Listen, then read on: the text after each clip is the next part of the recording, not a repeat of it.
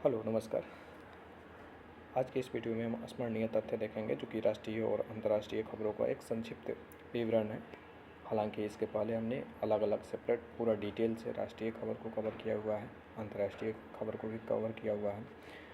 और चूँकि स्मरणीय तथ्य अगर आपके पास उतना टाइम नहीं है कि अलग अलग राष्ट्रीय खबर को पढ़ें, अंतर्राष्ट्रीय खबर को पढ़ें या पूरे प्रतियोगिता दर्पण को पढ़ें, तो स्मरणीय तथ्य एक बहुत ही बेहतरीन ऑप्शन देता है कि अगर आप पूरा मैगजीन नहीं भी पढ़ते हैं, पूरी किताब नहीं भी पढ़ते हैं, केवल स्मरणीय तथ्य को ध्यान में रखते हैं या उसको पढ़ लेते हैं, तो फिर आपका लगभग 50 to 60% या थोड़ा सा उससे ज़्यादा यानी 60% के लगभग आपका चीज़ें कवर हो जाता है।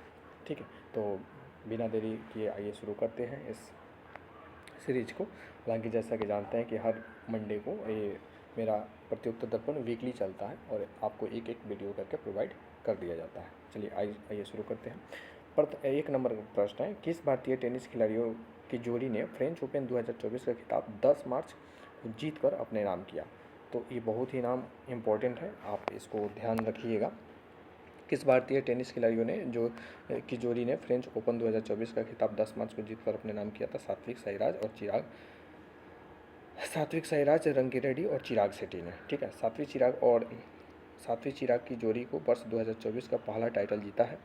उन्होंने फ्रेंच ओपन के फाइनल मैच में चीनी ताइपी के ली झे हुई और यांग पो हुआन को मात दी। इस जोड़ी ने यह अपना दूसरा फ्रेंच ओपन खिताब जीता है। इससे पहले इस भारतीय जोड़ी ने 2022 में यह टूर्नामेंट जीता था।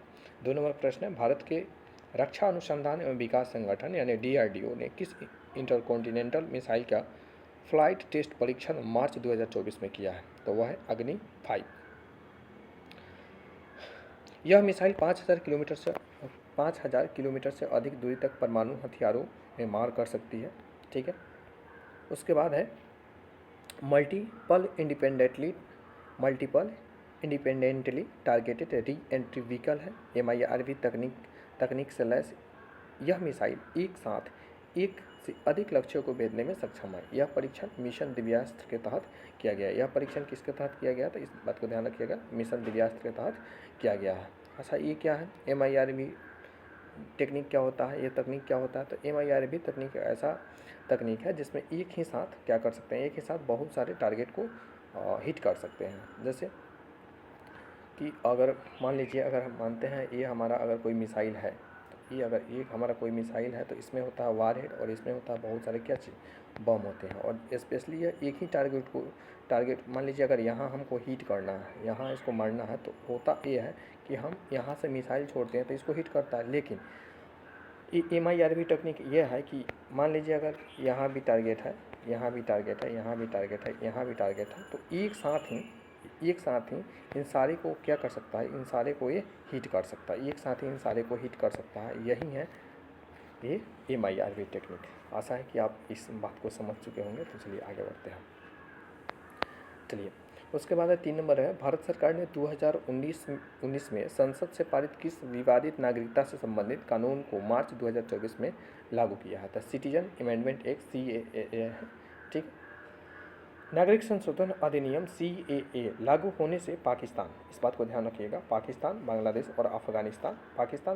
और अफगानिस्तान से आए गैर मुस्लिम शरणार्थियों को अब आसानी से भारत में नागरिकता मिल जाएगी। और ये कब लाया गया था? तो 2019 में ही लाया गया था इसको। ठीक है, 2019 में ही लाया गया था, इस बात को ध्यान रखिएगा। ठीक है, 4 नंबर प्रश्न, हरियाणा में मनोहर लाल खट्टर के स्थान पर कौन नया मुख्यमंत्री बने हैं? तो ये है नायब सिंह सैनी है, इस बात को ध्यान रखिएगा, नायब सिंह सैनी है हरियाणा के नए मुख्यमंत्री। ठीक है, 5 नंबर प्रश्न की अगर हम बात करते हैं, 5 नंबर प्रश्न की बात करते हैं, तो जैसलमेर की पोखरण फील्ड फायरिंग रेंज में राजस्थान की बात हो रहा है। जैसलमेर की पोखरण फील्ड राइजिंग रेंज में तीनों सेनाओं के स्वदेशी हथियारों का ताकत का प्रदर्शन 12 मार्च 2024 को किस नाम से किया गया है? तीनों सेनाओं की, ठीक है, तीनों सेनाओं की स्वदेशी हथियारों की ताकत का प्रदर्शन 12 मार्च 2024 को किस नाम से किया गया है? तो वो जिस नाम से किया गया वो है भारत शक्ति। ठीक है, इस अभ्यास में भारतीय सेना के कई हथियारों के साथ T-90 IAM टैंक, धनुष और सारंग गन सिस्टम, आकाश अस्त्र प्रणाली, logistic drone, robotic mules, advance light ALH helicopter को शामिल किया गया है। भारतीय सेना ने उन्नत जमीनी युद्ध और हवाई निगरानी क्षमताओं का प्रदर्शन भी किया है। 6 नंबर प्रश्न है, महाराष्ट्र के अहमदनगर शहर का नाम बदलकर क्या रखने का निर्णय राज्य सरकार 13 मार्च 2024 को लिया है? तो वो है अहिल्यानगर। ठीक है, वो कौन सा नगर है? अहिल्यानगर है। महाराष्ट्र, अहमदनगर किस स्टेट में है? तो ये महाराष्ट्र में है। अहमदनगर रानी अहिल्या देवी होलकर का जन्म स्थान है तथा यह घोषणा उनकी 298वीं जयंती पर महाराष्ट्र सरकार ने की है। अहमदनगर की स्थापना प्रथम निजामशाही सुल्तान अहमद निजाम शाह ने 15वीं शताब्दी में की थी। 7 नंबर प्रश्न की अगर हम बात करें तो भारतीय नौसेना ने 13 मार्च 2024 को तटवर्तीय समुद्री जल में पनडुब्बी रोधी ऑपरेशन के लिए किन 2 जहाज़ों को सम्मिलित किया है? तो INS अग्रय है और INS अक्षय है। INS अग्रय और INS अक्षय है। Anti submarine warfare shallow warcraft, जिसको हम SWC के नाम से जानते हैं, INS अग्रय एवं INS अक्षय का निर्माण गार्डन रिच शिप बिल्डर्स, ध्यान रखिएगा इस नाम को, garden rich ship builders and engineers limited के द्वारा किया गया है।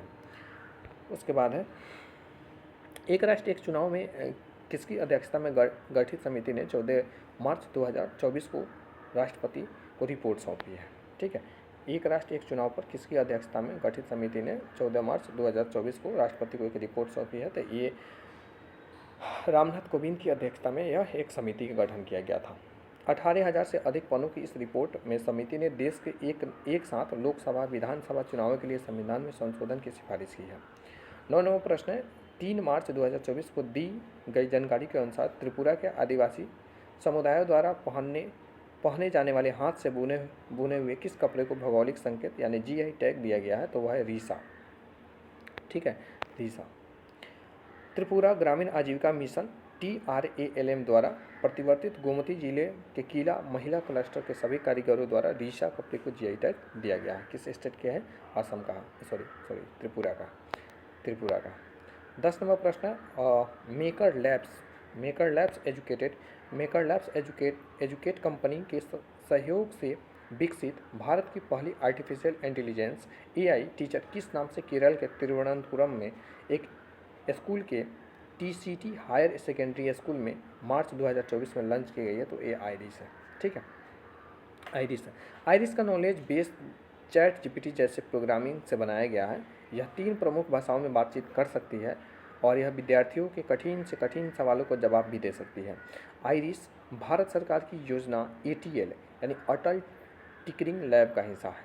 इस बात को ध्यान रखिएगा, इंपॉर्टेंट है कि जो आइरिस एक टीचर के रूप में AI टीचर है जो कि ATL यानी अटल टिकरिंग लैब का एक हिस्सा है।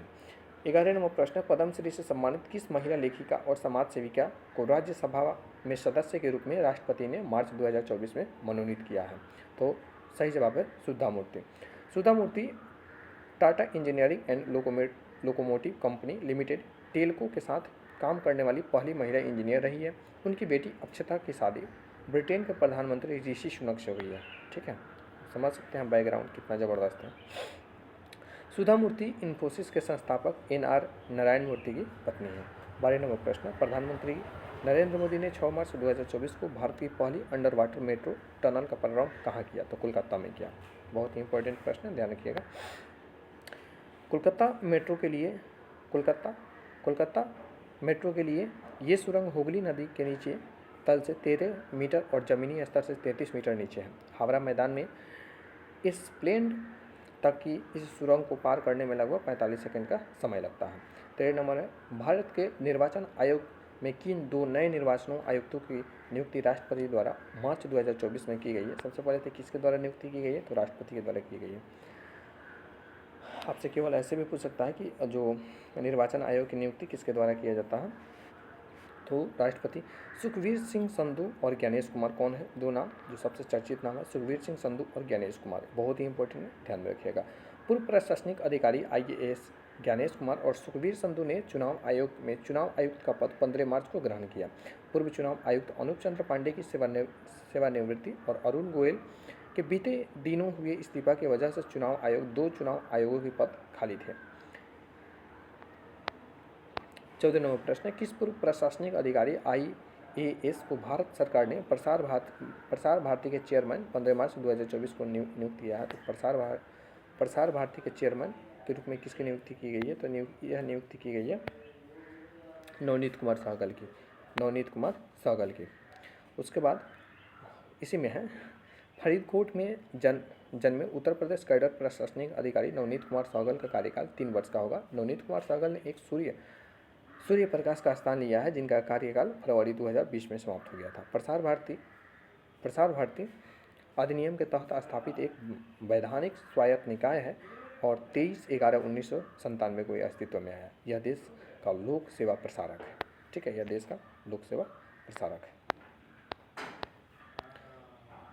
15 नंबर है, किस क्रिकेट टीम ने भारत के घरेलू क्रिकेट में प्रतिष्ठित रणजी ट्रॉफी 2023-24 मार्च 2024 में रिकॉर्ड 42वीं बार जीती है? तो वो मुंबई है। मुंबई के वानखेड़े स्टेडियम में खेले गए फाइनल मैच में अजिंक्य रहाणे की कप्तानी में मुंबई ने विदर्भ को 169 रन से हराकर 42वीं बार रणजी ट्रॉफी का खिताब अपने नाम किया है। प्लेयर ऑफ द टूर्नामेंट का अवार्ड मुंबई टीम के तनुष कुटियान को मिला है। ठीक है, तनुष कुटियान को मिला है। अंतर्राष्ट्रीय खबर है, आइए देखते हैं। महिला न्यायाधीशों के विश्व में योगदान को मान्यता देने के लिए अंतर्राष्ट्रीय महिला न्यायाधीश दिवस किस दिन को आयोजित किया जाता है? तो 10 मार्च को। 2 नंबर है, 9 मार्च 2024 को मुंबई में आयोजित मिस वर्ल्ड 2024 प्रतियोगिता में चेक रिपब्लिक की किस सुंदरी को विजेता घोषित किया गया था? क्रिस्टीना पिस्कोवा है, ध्यान रखिएगा। किस देश की है? तो चेक रिपब्लिक की है, क्रिस्टीना पिस्कोवा। और मिस वर्ल्ड वाला आयोजन है, इस बात को भी ध्यान रखिएगा। मिस यूनिवर्स नहीं है, मिस वर्ल्ड है। भारत में 28 वर्ष बाद आयोजित, और इसका आयोजन कहाँ किया है? तो भारत में ही किया गया, इस बात को भी बहुत ही ध्यान रखिएगा। भारत में 28 वर्ष बाद आयोजित इस प्रतियोगिता में Miss Lebanon Yasmina Zaytoun runner up रही है। भारत की प्रतिनिधित्व फेमिना मिस इंडिया वर्ल्ड 2022 में सिनी शेट्टी ने किया, लेकिन यह विजेता में स्थान नहीं बना पाई। 3 नंबर है, उत्तरी यूरोप के स्कैंडिनेवियन प्रायद्वीप में स्थित किस नॉर्डिक देश को 7 मार्च 2024 को नॉर्थ अटलांटिक ट्रेडी ऑर्गेनाइजेशन यानी नाटो में 32वें राष्ट्र के रूप में सम्मिलित किया गया है? तो वह है स्वीडन है। ठीक, स्वीडन के झंडे को नाटो ने ब्रुसेल्स बेल्जियम में स्थित मुख्यालय में 11 मार्च 2024 को समारोहपूर्वक अन्य देशों के झंडों के साथ फहराया गया। 4 नंबर है, 5 मार्च 2024 को किस देश ने गर्भपात कराने का संवैधानिक अधिकार बना दिया है तथा संविधान में ये अधिकार जोड़ने वाला यह दुनिया का पहला देश बन गया है? तो वह फ्रांस है। बहुत ही इंपॉर्टेंट है, इस बात को भी ध्यान रखिएगा। इस टाइप के प्रश्न वनडे एग्जाम में पूछ दिए जाते हैं। ठीक है, फ्रांसीसी संसद ने एक विधेयक पारित को महिला गर्भपात यानी एबॉर्शन कराने के संवैधानिक अधिकार प्रदान किया है। ठीक है, वहाँ गर्भपात 1974 से एक कानूनी अधिकार था, हालांकि अभी भी यह इंडिया में एक कानूनी अधिकार है। 5 में, विश्व की किस पहली यात्री विमानन कंपनी ने पहली आर्टिफिशियल इंटेलिजेंस एयर होस्टेस को सामा 2.0 नाम से मार्च 2024 में प्रस्तुत किया है? तो कतर एयरवेज है, सामा 2.0, ध्यान रखिएगा। 6 नंबर में, अंतर्राष्ट्रीय युवा विश्व सम्मेलन का आयोजन world federation of democratic youth और इंटरनेशनल यूनियन ऑफ स्टूडेंट्स ने किया था, जिसमें 190 देशों के सभी क्षेत्रों का लगभग 20,000 युवकों ने भाग लिया था। 6 नंबर प्रश्न क्या था? अंतर्राष्ट्रीय युवा विश्व सम्मेलन 29 फरवरी से 7 मार्च 2024 तक कहाँ आयोजित की गई? तो सिरुयुश जो कि रूस में है। सिरुयुश जो कि कहाँ है? तो रूस में है। रूस, ईरान और चीन के संयुक्त नौसैनिक युद्ध अभ्यास को किस नाम से जाना जाता है? रूस, ईरान और चीन के संयुक्त नौसैनिक युद्ध अभ्यास को किस नाम से ओमान की खाड़ी में अरब सागर में 2024 को संपन्न हुआ है, मार्च 2024 को संपन्न हुआ है? तो मेरी टाइम सिक्योरिटी बेल्ट 2024। समुद्री आर्थिक सुरक्षा से संबंधित इस अभ्यास में Bharat, Pakistan, Kazakhstan, Azerbaijan, Oman तथा साउथ अफ्रीका का प्रतिनिधित्व में पर्यवेक्षक के रूप में भाग लिया है। 8 नंबर प्रश्न है, भारत के राष्ट्रपति श्री द्रौपदी मुर्मू ने अपनी 11 से 13 मार्च 2024 की विदेश यात्रा के दौरान किस राष्ट्र की राष्ट्रीय दिवस समारोह में मुख्य अतिथि के रूप में भाग लिया? तो मॉरिशस है। ठीक है, कौन सा देश है? मॉरिशस है। राष्ट्रपति द्रौपदी मुर्मू ने 12 मार्च को चैंप डे मार्च से मॉरिशस की स्वतंत्रता की 56वीं वर्षगांठ में गणराज्य बनाने की 32वीं वर्षगांठ के समारोह में मुख्य अतिथि के रूप में भाग लिया। विभिन्न मार्चिंग टुकड़ियों में भारतीय नौसेना का गौरवपूर्ण मार्चिंग दस्ता भी शामिल था। 9 नंबर, आइसलैंड के किस प्रायद्वीप में 16 मार्च 2024 को ज्वालामुखी विस्फोट के बाद दक्षिणी आइसलैंड में आपात स्थिति की घोषणा की गई है? द रीजेंस प्रायद्वीप, ठीक है, रीजेंस प्रायद्वीप में। 10 नंबर प्रश्न है, लॉस एंजल्स के थॉल्बी थिएटर में 10 मार्च 2024 को 96वीं ऑस्कर अवार्ड सेरेमनी में किस फिल्म ने बेस्ट फिल्म समेत कुल 7 अवार्ड प्राप्त किया? तो ओपेनहाइमर है, ठीक है, ओपेनहाइमर है। क्रिस्टोफर नोलन द्वारा निर्देशित, ये भी प्रश्न बन सकता है किसके द्वारा निर्देशित है? तो क्रिस्टोफर नोलन द्वारा निर्देशित ओपेनहाइमर ने 7 अवार्ड, जिसमें best director, best actor Cillian Murphy और best supporting actor Robert Downey junior को अवार्ड भी सम्मिलित है। 11वें है, लंदन में स्थित सेंट्रल बैंक ने केंद्रीय बैंकिंग पुरस्कार 2024 के तहत किस बैंक को जोखिम प्रबंधन पुरस्कार के लिए मार्च 2024 को चुना है? तो आरबीआई को। इसके बाद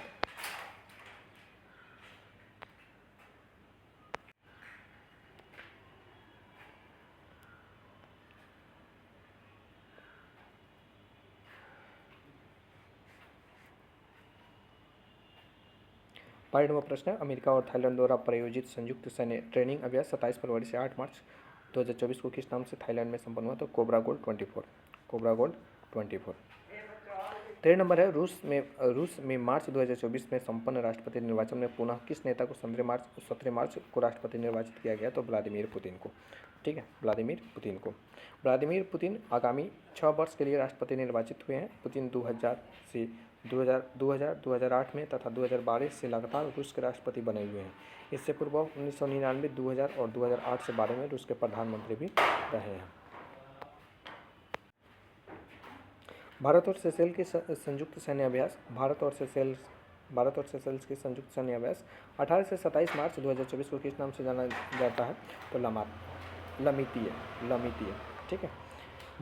और हुआ कि लमितीय, क्रियोल भाषा में लमितीय का अर्थ मित्रता होता है। क्रियोल भाषा में लमितीय का अर्थ क्या होता है? मित्रता होता है। यह द्विवार्षिक प्रशिक्षण कार्यक्रम है और यह 2001 से इसका सम्मेलन आयोजन सेशेल्स में किया जा रहा है।